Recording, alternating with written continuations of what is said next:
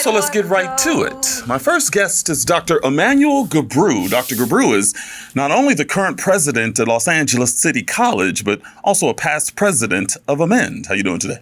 I'm doing great. Excited to be here. Thank you for having me. Looking forward to this conversation with you today, and get into the details of the work that I do. We appreciate everything that you do as well. Absolutely. Let's start by walking through your journey. Tell us about your path to becoming president at Los Angeles City College. That's an excellent question. My path isn't an ideal path that I thought I would be a college president. Immigrating here from Sudan, family from Ethiopia, getting an education was always the goal, but never had a clear idea of exactly what it is I wanted to do. But, coming here, having to learn English, navigate the culture, the system, the community, was tough in the beginning. But as I learned the language, as I adjusted to the community, and, then from then on, went to high school, went to college, and then having some strong mentors along the way really helped guided me in terms of where I am today as a college president.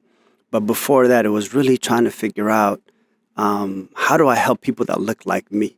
So then that's kind of where I was like, you know what? I want to be a counselor. I want to be a faculty member where I can help young people that look like me to ensure that they not only stay, but they graduate and that they move forward. And from that, ended up becoming a college president with a lot of support and a lot of mentorship from my colleagues, from Amend, and other folks who helped really shape my career and my support that got me to where I am today. Wow, really impressive. Now, you've mentioned Amend, and we talked about it during the opening of our show, Right. But I'd like for people to hear it in your own words. What is Amend, and how is it helping so many Black men find success through higher education? Amend began about 18 years ago, and I was lucky to come in to the organization where there was a few of us trying to, put the organization together. But the mission was clear.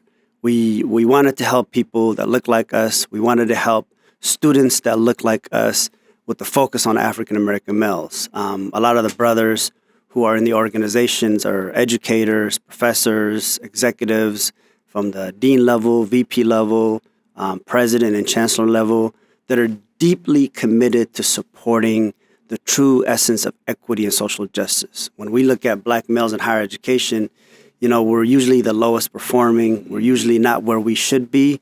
We come from kingdom and queendom, and a lot of that is not knowing our roots and heritage. So when we talk about mentoring, we are deeply integrated in the work in terms of mentoring. As you will meet one of my mentees who's now at UCLA, we believe in these young people. And we are the ones that we want to be examples to these people. So we've done a lot of work in terms of giving out close to $1 million in scholarships and aid to students. We've taken students to Africa for the past 5 years, from Ethiopia to Ghana to Senegal. And we try to expose these young people outside of their communities. Some of these brothers have never been outside of LA. Mm-hmm. Some of these brothers have never been on an airplane. So our goal is to expose these young people who will move on and do study abroad, who will move on and become scholars and educators, doctors, lawyers. And we want to put that hope and instill that they have the opportunity to do anything that they want. We've been hands-on with these young men, and we've been instrumental in making sure that then when they come to us, we support them all the way through, from undergrad at the community college to their bachelor's, to their master's, to some of them who are pursuing their doctoral degrees, because they see us and they see themselves in us. We want them to feel like there's a sense of community on their college campuses. Black males attend the community college in a way that, that's their opportunity. A lot of them may not know where they want to go. They may be first generation, low income. They may not have parents that went to college, but they're showing up at our doorsteps. So we must meet them, but we must also train the individuals at these institutions that don't look like them to make sure that they embrace them in a way that they feel like this is a new community that's welcoming. Because Black men are brilliant. Like as I mentioned before, when we took students to Ethiopia and they saw the rich history, the rich culture, they said, man, for all this time, we've been told that we've been slaves, but we come from kings and queens. We have such a rich history, such rich culture. So just that exposure alone showed them that they are, they are important. They matter. So why do you think mentorship is so important to Black students? It's critical. I mean, look at me. Mentorship played a key role. My father passed away when I was 16 years old. Not having, a stable home, not having from a typical traditional two-parent household, it was a struggle. I could have went left easily.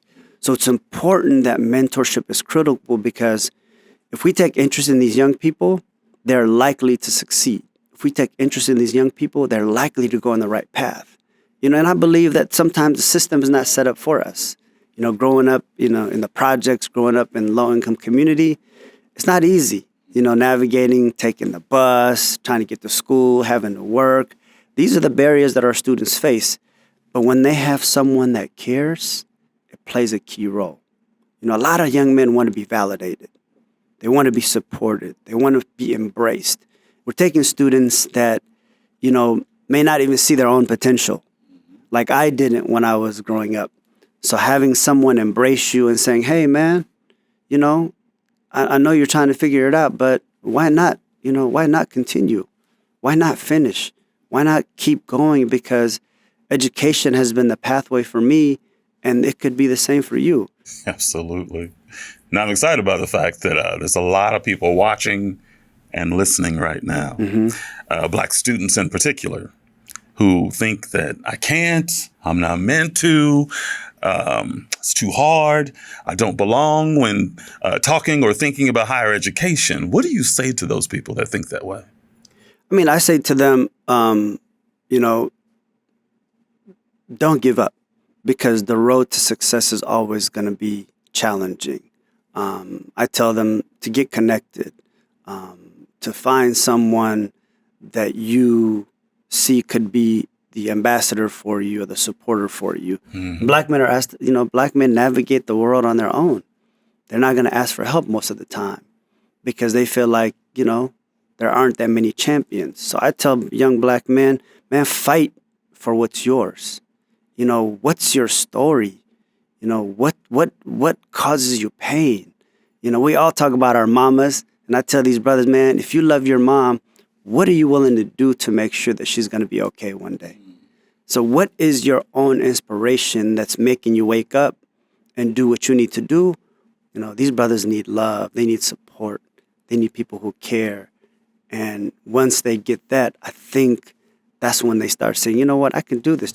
So how are you seeing students today use California community colleges as the key to unlocking their potential? I mean, I think community colleges are critical in terms of how we engage our community. And many times, young people that come to us may not have a clear direction of where they want to go. They may not know, specifically what they want to major in, what kind of degree, if they want to transfer to four-year school. But we make it a place where there is a sense of community for them that allows them to unlock their potential. And when I say that is we have a lot of programs. We have programs such as the Amend charters on some of the college campuses. We have Umoja programs. We have first-year experience. But what we're doing is we're creating systems and processes that engages them from the beginning, that allows them to figure out what is it that they want to study, to find communities for them in terms of support systems, like for veterans, for foster youth, for our dreamer students. So the system has so many resources for students that come to us from diverse backgrounds. So there's so much support for those that show up. And the goal is for us to ensure that we help them navigate the system so that they can become successful. So it's a great place for anyone to come to say, you know what, I want to change my career. I want to, start over. So it's an opportunity for students to really embark on a journey that will help them figure out what they want to do and then hopefully end up where they should be. Any final thoughts or words of advice for our viewers? I've been doing this work for a long time, and I'm passionate about it, from the work I do on college campuses, from the work I do with Amend for the past, 18 years. And it's something I truly believe in, that, when you create a space, when you reach out to young people, they see hope and potential. And Amend, and just want to also emphasize that Amend is open to all community college students that are African American males that want to be part of the charter. You know, you have your traditional 18 to 24 students, but we've had mentees that are in their 40s, 50s. So we support and we mentor adult students also that are coming back or that are looking to have access to mentorship, that want to take advantage of the opportunities like the cultural excursions to Africa, the Leadership Academy. So it's open to everyone as long as you're a community college student. If you're a freshman or if you're an adult student returning, it's open to everyone. Dr. Gebru, I can't thank you enough for joining us Thank today. you so much. It's a pleasure. We are